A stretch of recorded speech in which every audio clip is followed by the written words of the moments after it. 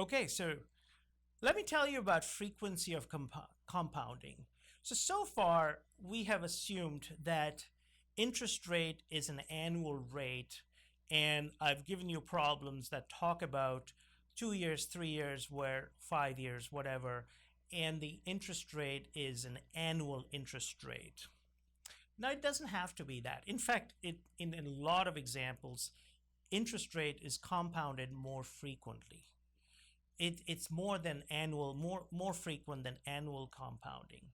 So, for example, in mortgage loan situations, for example, when you calculate your monthly payments, it's typically on a month to month basis, which means that typically compounding occurs monthly. There could be daily compounding where you borrow money from a bank, which is interest rate, which is compounded daily. So there is all these different frequency of compounding that you need to pay attention to.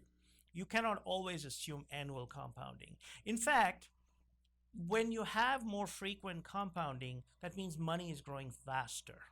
So that's the first thing. There's a direct correlation between frequency of compounding and how fast money is going to be growing. So you need to pay attention to that. So here is an example that illustrates frequency of compounding. You deposit $1,000 into an account that pays 12% interest compounded quarterly. How much will be in the account after 8 years?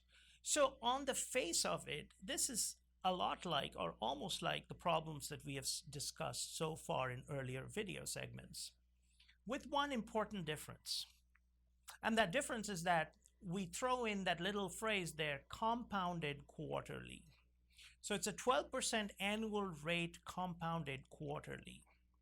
So there are a couple of things to keep in mind. The period that we've talked about so far, in the simple examples we have seen, because they were effectively annual compounding and we were looking at number of years, 2 years, 3 years, the n was relatively simple to calculate. They were just exactly whatever the number of years suggested. It was 2-year problem, 5-year problem, n was 2 or 5 or whatever.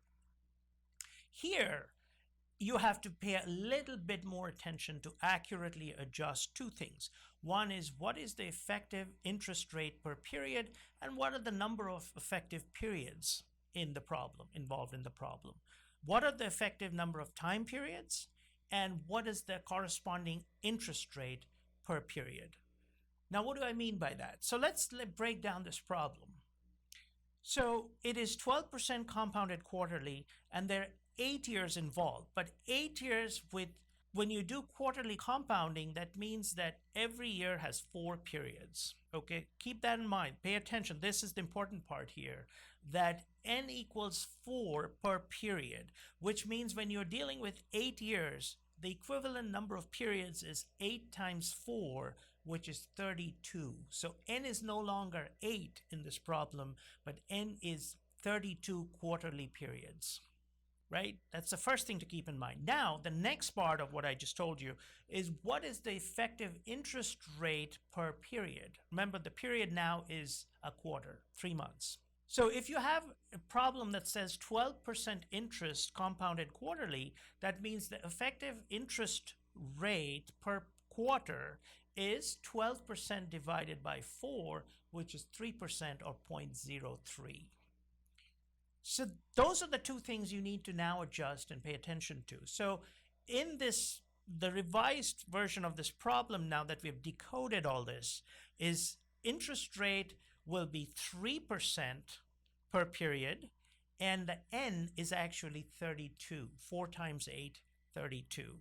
Everything else remains the same. Your present value is $1,000. What will be the future value? So putting into our well-known formula that you should be totally comfortable with, the future value is then equal to the present value, which is $1,000, times 1 plus I, which is 0.03 or 3%, raised to the power n equals 32, 4 times 8. And if you do all that, then your future value will turn out to be, and again, I hope my math is correct here, it's $2,575.08.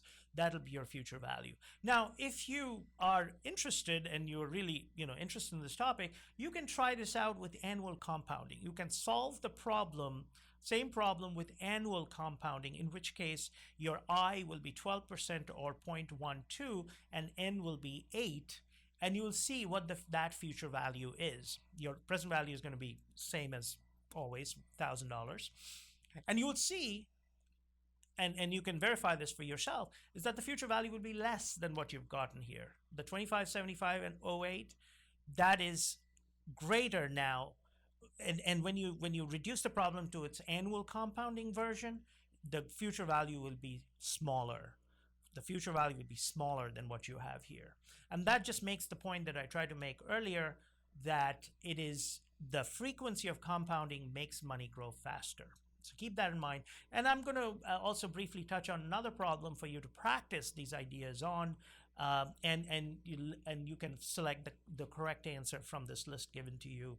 But try it out on your own to make sure that you truly understand the ideas that we have discussed.